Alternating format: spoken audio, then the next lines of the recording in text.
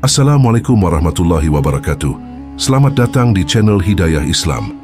Hari ini kita akan membahas salah satu kisah yang sangat menarik, yaitu bagaimana proses Islam masuk ke Indonesia sehingga menjadi agama mayoritas seperti sekarang.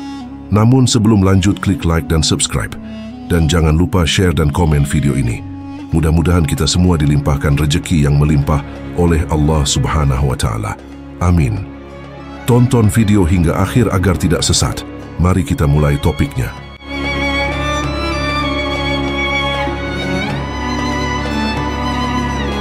Sebelum kita membahas mengenai bagaimana proses Islam masuk ke Indonesia sehingga menjadi agama mayoritas seperti sekarang, ada baiknya kita memahami terlebih dahulu gambaran situasi bangsa Indonesia pada masa itu. Keadaan bangsa Indonesia pada waktu itu erat kaitannya dengan posisinya sebagai wilayah kepulauan yang menjadi salah satu penghubung jalur perdagangan daratan Asia, terutama antara Tiongkok dan India. Letak ini membuat Indonesia menjadi wilayah strategis di Asia Tenggara karena berada di pusat perdagangan dunia. Posisi ini juga menjadikan kawasan ini menarik bagi interaksi perdagangan internasional. Selain itu, sebagai negara agraris, Indonesia menghasilkan banyak tanaman dan rempah-rempah yang menarik minat negara-negara lain. Kehadiran mereka dalam perdagangan juga membawa berbagai kepentingan, termasuk kepentingan dakwah. Hal ini terlihat dari jejak hubungan dan interaksi yang mencerminkan keyakinan serta kepercayaan yang dianut bangsa Indonesia saat itu.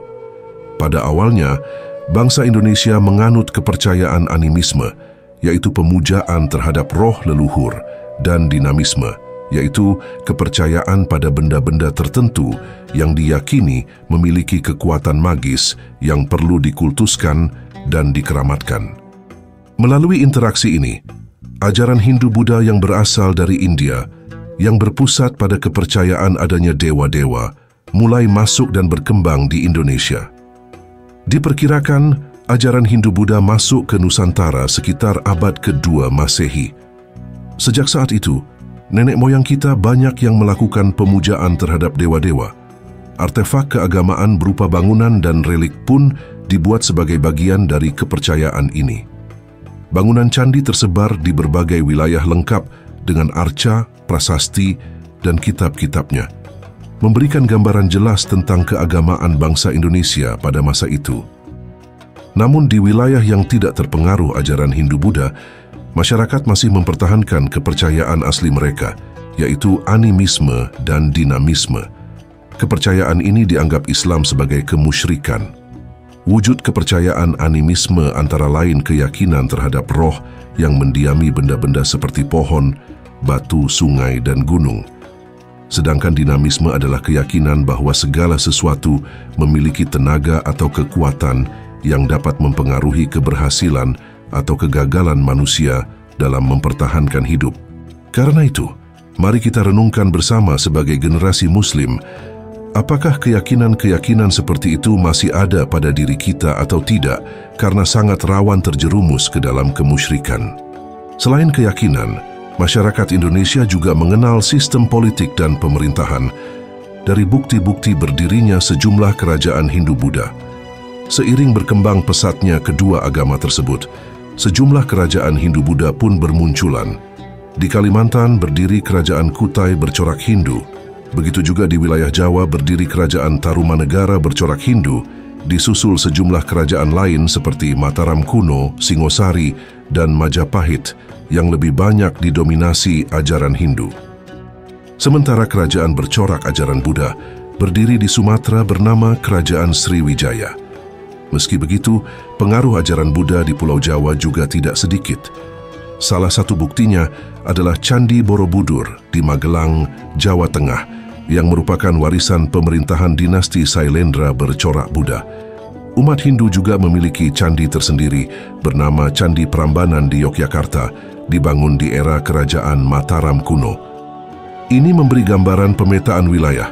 Masyarakat Buddha berada di sebelah utara, sedangkan umat Hindu berada di wilayah bagian selatan. Perbedaan agama Hindu dan Buddha terletak pada kitab sucinya. Kitab suci agama Hindu adalah Weda, sedangkan Buddha adalah Tripitaka. Selain itu, Hindu mengenal sistem kasta dan memuja dewa, sedang Buddha hanya mengenal Siddhartha Gautama, seorang guru juga pendiri agama Buddha. Namun umat Hindu memasukkan Siddhartha Gautama sebagai salah satu dewa mereka. Selain bidang politik dan pemerintahan, bidang sastra dan kesusastraan juga sudah berkembang pesat kala itu. Di antaranya buktinya ditemukan kitab-kitab kuno seperti kitab Suluk yang mengisahkan perjalanan seorang sufi agar memperoleh ilmu sejati. Kitab lain adalah kitab Sutasoma, kitab Negara Kertagama, juga cerita Parahyangan Pararaton, Arjuna Wiwaha, dan masih banyak naskah dan kitab lain. Gubahan cerita itu disinyalir diambil dari kitab induk Mahabharata dan Ramayana, yang telah digubah ke dalam bahasa Jawa kuno pada permulaan abad ke-10. Nah, itulah gambaran kondisi bangsa Indonesia sebelum Islam masuk ke tanah air. Terus kira-kira kapan persisnya Islam masuk ke tanah air? Itu yang akan kita kaji di sini. Yang jelas, pada umumnya Islam menyebar ke Nusantara melalui dua proses. Pertama, penduduk pribumi berhubungan dengan agama Islam lalu menganutnya. Kedua, orang-orang asing Asia seperti Arab, India, dan Cina yang telah beragama Islam berdiam secara permanen di satu wilayah Indonesia, melakukan perkawinan campuran dan mengikuti gaya hidup lokal. Namun terkait waktu dan proses masuknya Islam ke tanah air, hingga kini masih terjadi perbedaan pendapat. Tetapi paling tidak, ada 4 teori tentang Islamisasi awal di Indonesia, yaitu teori Arab, teori India, teori Persia, dan teori Cina, yang menggambarkan tentang itu. Mari kita bahas satu persatu teori tersebut.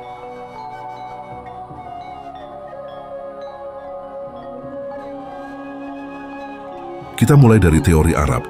Teori ini menganggap Islam masuk ke Indonesia langsung dari Arab, Mekah mulai abad awal Hijriah, atau abad ke-7 dan 8 Masehi.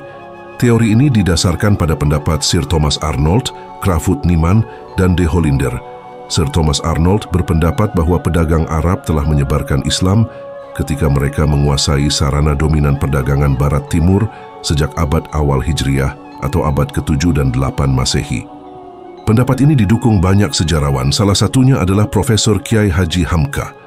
Dalam bukunya berjudul Sejarah Umat Islam, Profesor Hamka berpendapat, selain alasan kesamaan mazhab Syafi'i, gelar Raja-Raja Kerajaan Samudra Pasai, Kerajaan Islam pertama adalah Al-Malik, bukan gelar Syekh atau Han seperti gelar Raja Kerajaan Persia dan India. Itu menjadi bukti bahwa Islam langsung datang dari Arab pada abad pertama Hijriah. Ditambah bukti jalur perdagangan internasional melalui Selat Malaka sudah dimulai menghubungkan dinasti Tang di Cina Asia Timur, Sriwijaya di Asia Tenggara, dan Bani Umayyah di Asia Barat. Menurut Hamka, berdasarkan naskah kuno Tiongkok, sekitar tahun 625 Masehi, telah ada sebuah perkampungan Arab Islam di pesisir Sumatera Barat, tepatnya di daerah Barus. Sebagian dari mereka melakukan perkawinan dengan wanita lokal. Komunitas Arab ini disebutnya sebagai komunitas Tasi, dan profesi mereka adalah para pedagang yang telah lama menjalin hubungan dagang dengan kerajaan Sriwijaya. Karena demi hubungan perdagangan itulah, kemudian kerajaan Sriwijaya memberikan daerah khusus untuk mereka. Dan itu semakin dikuatkan dengan catatan Marco Polo, seorang penjelajah dari Venesia, saat singgah di Pasai tahun 1292 Masehi. Juga mengungkapkan telah banyak orang Arab menyebarkan Islam di Nusantara. Begitu juga dengan Ibnu Battuta, seorang pengembara Muslim dari Maroko, dalam catatan perjalanannya berjudul Rihla, mengungkapkan ketika singgah di Aceh tahun 1345 Masehi telah tersebar penganut mazhab Syafi'i. Kesaksian Marco Polo dan Ibnu Battuta itu sekaligus mementahkan pendapat kalau agama Islam baru masuk ke tanah air abad ke-13 Masehi. Sejarawan lain yang mendukung teori Arab adalah Uka Jandrasasmita, Ahmad Hasmi, dan Azyumardi Azra. Bahkan Azyumardi menambahkan, tradisi duduk bersila merupakan tradisi bangsa Arab atau Persia yang kini menjadi tradisi bangsa Indonesia. Di samping alasan di atas, makam Fatimah binti Maimun di Leran Gresik, Jawa Timur makin menguatkan teori ini. Fatimah binti Maimun bin Hibatullah merupakan perempuan beragama Islam yang wafat pada hari Jumat, 7 Rajab tahun 475 Hijriah atau bertepatan dengan 02 Desember 1082 Masehi. Menurut Azyumardi, Islam datang di Indonesia abad ke-7, namun baru dianut secara terbatas oleh para pedagang Arab dan baru mulai tersebar dan dianut oleh masyarakat Indonesia abad ke-12 Masehi, disebarkan para sufi pengembara asal Arab. Alasan ini dikuatkan oleh corak Islam awal dianut masyarakat Indonesia adalah Islam bercorak sufistik, karena di era Daulah Abbasiyah muncul sufi-sufi pengembara bertujuan menyebarkan Islam tanpa pamrih. Maka sufi-sufi inilah disinyalir datang menyebarkan Islam di Indonesia. Berikutnya adalah teori India. Teori India atau Gujarat dikemukakan oleh seorang ilmuwan Belanda bernama J. Pijnapel dan didukung oleh Christiaan Snoek Hurgronje. Teori Gujarat beranggapan bahwa agama Islam dan kebudayaannya dibawa oleh para pedagang dari daerah Gujarat, India yang berlayar melewati Selat Malaka. Sementara, Pijnapel dari Universitas Leiden mengkaitkan asal mula Islam di Indonesia dengan daerah Gujarat dan Malabar. Menurutnya, orang-orang Arab bermazhab Syafi'i yang bermigrasi dan menetap di wilayah India yang membawa Islam ke Nusantara. McQuitty juga menambahkan ada hubungan antara Gujarat dan Indonesia dengan alasan batu nisan makam Raja Samudra Pasai, Malikus Saleh, bertuliskan angka tahun 686 Hijriah atau 1297 Masehi, menggunakan nisan berasal dari Gujarat, India.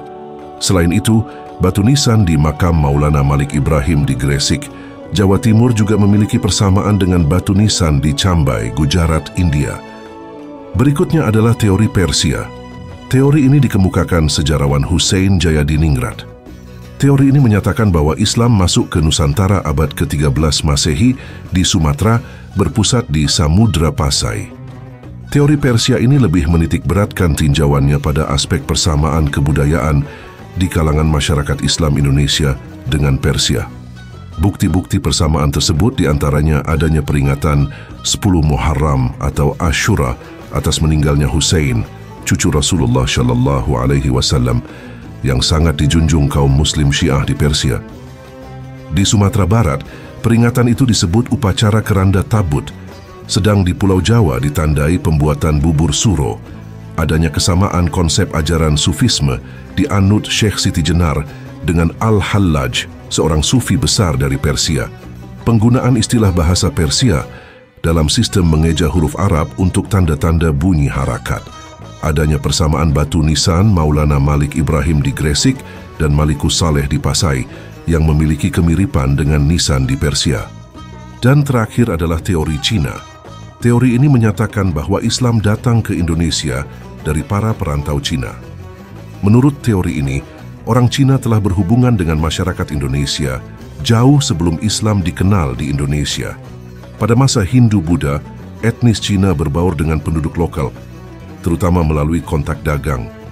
Bahkan ajaran Islam telah sampai di Cina abad ke-7 Masehi. Dari Cina lah Islam lebih dulu masuk, baru merembet ke wilayah Indonesia. Sumanto Al-Qurtubi dalam bukunya Arus Cina Indonesia Jawa menyatakan bahwa menurut kronik atau sumber luar negeri, pada masa dinasti Tang di daerah Kanton, Zhongzhou, Guangzhou, dan pesisir Cina bagian selatan telah terdapat sejumlah pemukiman Muslim. Teori Cina didasarkan pada sumber luar negeri atau kronik, maupun lokal atau babat dan hikayat. Bahkan menurut sejumlah sumber lokal tersebut, ditulis bahwa Raja Islam pertama di Jawa, yakni Raden Fatah dari Bintoro, Demak merupakan keturunan Cina. Ibunya disebut dari Champa, Cina bagian selatan sekarang termasuk Vietnam. Lepas dari mana yang benar dari keempat teori ini, bahwa Islam menyebar ke tanah air adalah fakta tak terbantahkan. Masuknya Islam ke Indonesia tanpa ada kekerasan dilakukan dengan hikmah dan nasihat yang baik. Dan biar makin jelas diketahui bagaimana proses Islamisasi di Indonesia dari keempat teori tersebut, mari kita bersama memperjelas proses masuknya Islam di tanah air. Dalam buku Sejarah Peradaban Islam, karya Siti Maimunah disebutkan, ada 3 tahap proses Islamisasi di Indonesia menurut Hasan Muarif Ambari. Pertama, tahap kehadiran pedagang Muslim. Pada tahap ini, para pedagang berdatangan ke tanah air, melakukan interaksi dengan masyarakat setempat, bahkan tak sedikit melakukan hubungan perkawinan dan membangun perkampungan seperti terlihat di perkampungan komunitas Arab Tasi dan Pose di pantai barat Sumatera, wilayah Kerajaan Sriwijaya. Begitu juga pemukiman di Leran, Gresik dekat makam Fatimah binti Maimun, sesuai laporan penelitian arkeologi, di daerah tersebut kala itu merupakan pemukiman perkotaan dan perdagangan. Pada masa itu, para pedagang Muslim memiliki status sosial lebih tinggi dan unggul daripada kebanyakan masyarakat pribumi. Hal ini berakibat penduduk pribumi, terutama putri-putri bangsawan, tertarik ingin menjadi istri dari para pedagang. Sebelum menikah, mereka diminta masuk Islam terlebih dahulu. Setelah mempunyai keturunan, lingkungan mereka makin meluas hingga akhirnya muncul kampung-kampung, daerah-daerah, hingga kerajaan-kerajaan Islam. Jalur perkawinan ini lebih menguntungkan dan lebih mempercepat penyebaran Islam, sebab bila terjadi perkawinan antara anak bangsawan, raja ataupun adipati, maka keislaman mereka akan diikuti masyarakat, sehingga turut mempercepat proses islamisasi karena mereka adalah orang-orang yang punya kekuasaan dan pengaruh sosial kuat. Beberapa contoh pernikahan dilakukan ulama dengan putri bangsawan antara lain, Maulana Ishaq menikahi putri Raja Blambangan Karuniai Putra bernama Sunan Giri. Begitu juga dengan Syarif Abdullah yang menikah dengan putri Prabu Siliwangi yang melahirkan Sunan Gunung Jati. Tahap kedua terbentuknya kerajaan Islam. Pada fase ini ditandai dengan munculnya pusat-pusat kerajaan Islam. Ditemukannya makam Malikus Saleh terletak di Kecamatan Samudra di Aceh Utara dengan angka tahun 1267 Masehi merupakan bukti jelas adanya kerajaan Islam di Pasai. Historiografi tradisional lokal, hikayat raja-raja Pasai dan sejarah Melayu Malik menyebutkan penguasa pertama kerajaan Samudra Pasai adalah Malikus Saleh. Namun referensi lain menyebutkan sebelum Pasai berdiri sudah ada kerajaan Islam Perlak di Aceh Timur berdiri tahun 840 Masehi. Akhir abad ke-15 Masehi dan permulaan abad ke-16 Masehi, pusat-pusat perdagangan di pesisir utara seperti Gresik, Demak, Cirebon dan Banten telah menunjukkan kegiatan keagamaan dilakukan para wali di Jawa. Lalu abad ke-16 Masehi muncul kekuatan politik dengan adanya kerajaan Demak. Sebagai penguasa Islam pertama di Jawa, berhasil menggulingkan kerajaan Majapahit. Kemudian dilanjut kerajaan Pajang dan Mataram dapat mengembangkan Islam ke sejumlah daerah penting di Jawa, bahkan di luar Jawa seperti ke Banjarmasin, Sulu, Ternate, Tidore, dan Lombok, sebagaimana dibahas di video sebelumnya. Ketiga tahap perlembagaan Islam. Pada fase ini, penyebaran Islam sudah terlembagakan. Bahkan para pemangku kerajaan berguru ke pusat pendidikan Islam seperti Raja Ternate, Zainal Abidin, berguru ke Sunan Giri Gresik.